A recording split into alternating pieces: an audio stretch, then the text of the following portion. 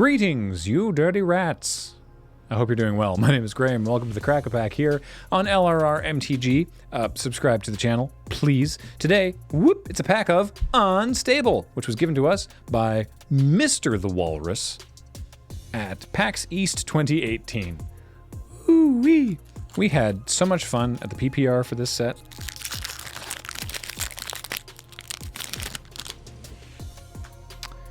And it continues to be fun even now. Not just the PPR, but also the cards, but also the PPR.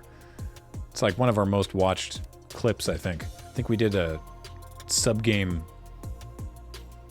with like, it was 2v1, and then Shahrazad happened. You know what, don't worry about it. Let's start with this one. It's a common iguana. It's 1 and a red for a 1/3 host creature lizard. When this creature enters the battlefield, you may discard a card if you do draw a card. So on the face of it, it's a little 1/3 rummager for 2. Not bad, but don't forget, you can augment onto it later. You needed both. You needed host and augment. You could run just hosts, but this is not a spectacular thing on its own. But if you augmented onto it, then you could rummage repeatedly.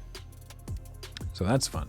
Capital offense. Capital offense. Did I do that exact joke last time? I think, just talking more quietly. There's no capital letters on this card. That's the thing, it's the capital offense. It's 2 black for an instant. Target creature gets -X until end of turn, where X is the number of times a capital letter appears in its rules text, and with the reminder text to ignore reminder text and flavor text.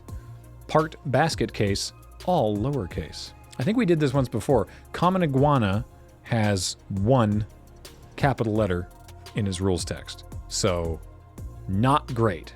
But we'll check back with capital offense as we go, and maybe it'll be more effective later. Wrench Rigger is a single red mana for a 1/1 Goblin Rigger.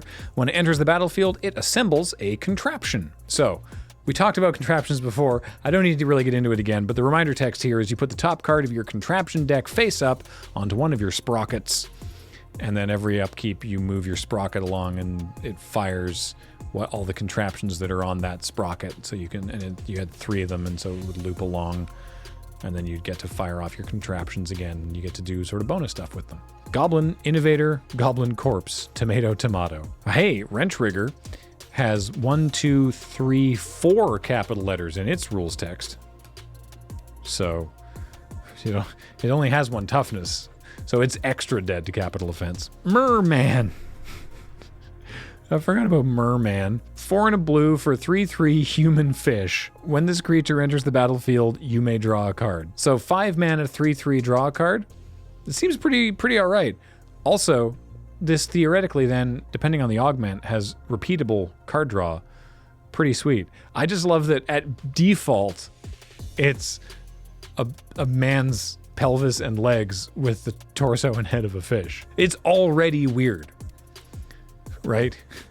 You're only making it stranger later on, depending on what you augment onto it. Willing Test Subject. 2 and a green for a 2/2 Spider Monkey Scientist.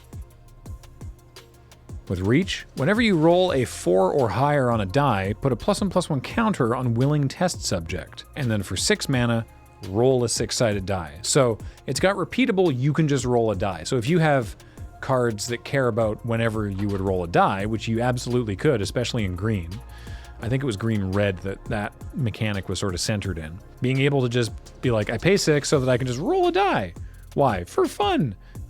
For all these side effects.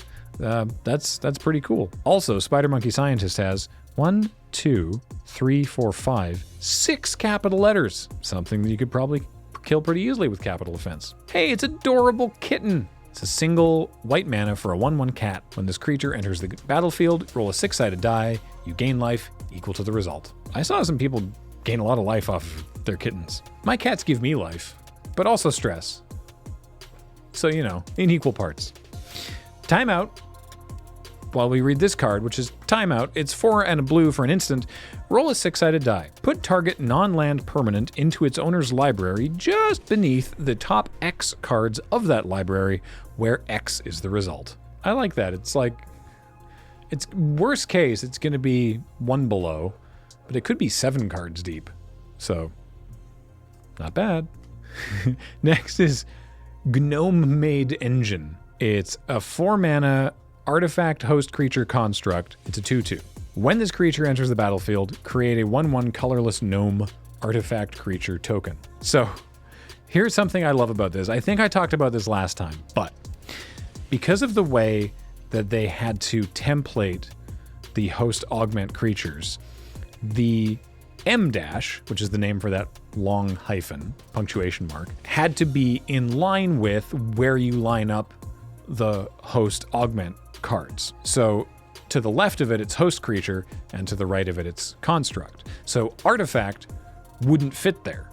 But also, they wanted, I think, maybe this was a side effect, they wanted the augmented creature to still be an artifact. So they broke off the left part of the type line and just sort of flung it in the rules box to the right of the host augment zone. So this means that when you augment it, the creature is whatever the augment creature type is and a construct. Also, it has the artifact super type.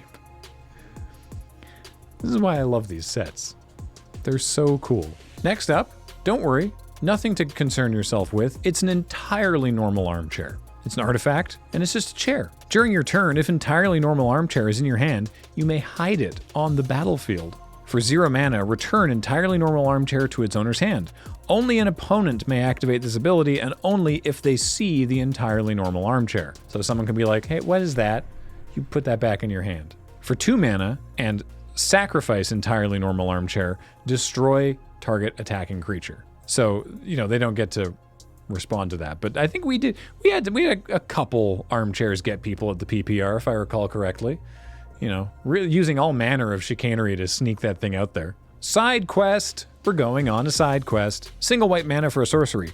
Target player in a silver-bordered game that you can see from your seat gains control of target creature you control until your next turn. At the beginning of your next upkeep, put 2 +1/+1 counters on that creature. A creature is on the battlefield of only the game its controller is playing. Your creature goes on a side quest. You're like, hey, during this turn, you get to control my creature, and then it comes back to you, and then it's stronger.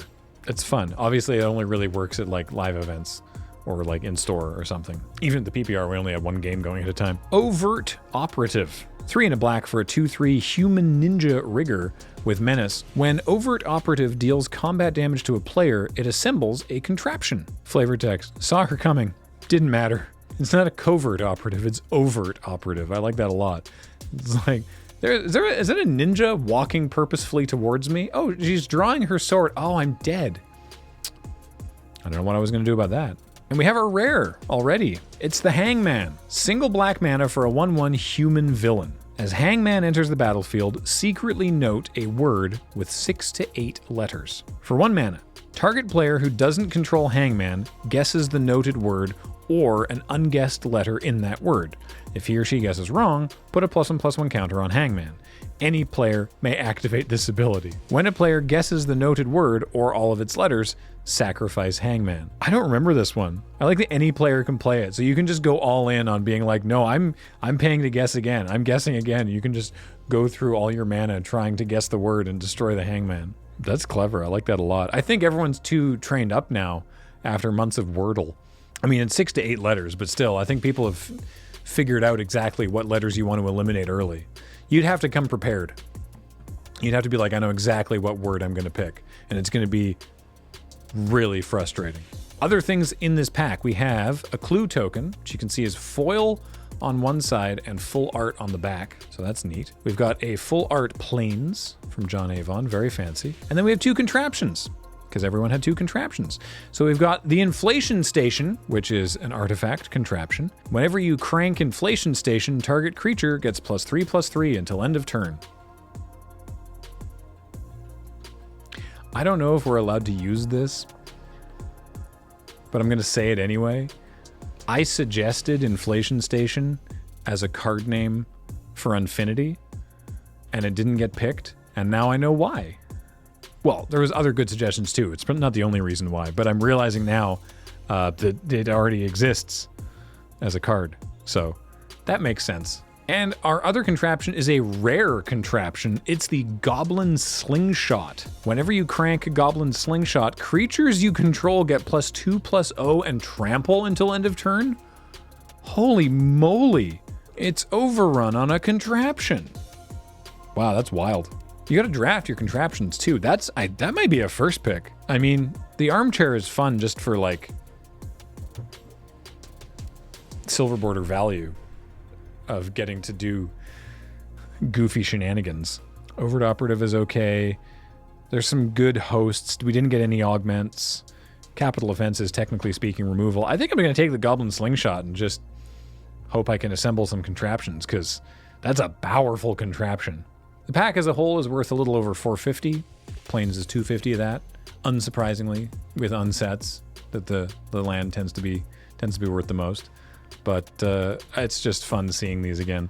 I like the unsets so much. I really appreciate getting to have fun with something that's ordinarily lighthearted, but ordinarily, you know, takes itself quite seriously. And these do not. So appreciate that. Thank you again, Mr. the Walrus at PAX East 2018 for this pack of Unstable. We really appreciate it. If you want to keep the crack-a backlog teeming with packs, you can send us some to the address on your screen, or you can just support us financially at patreon.com/loadingreadyrun. We also really appreciate that. That, you know, keeps everyone paid and happy, and it's great. I've been Graham. James has been on tech, Matt edits these, Heather gets them online, and you have all been watching, and that is ostensibly the most important part. So thank you for that. Really appreciate it. Talk to you next time.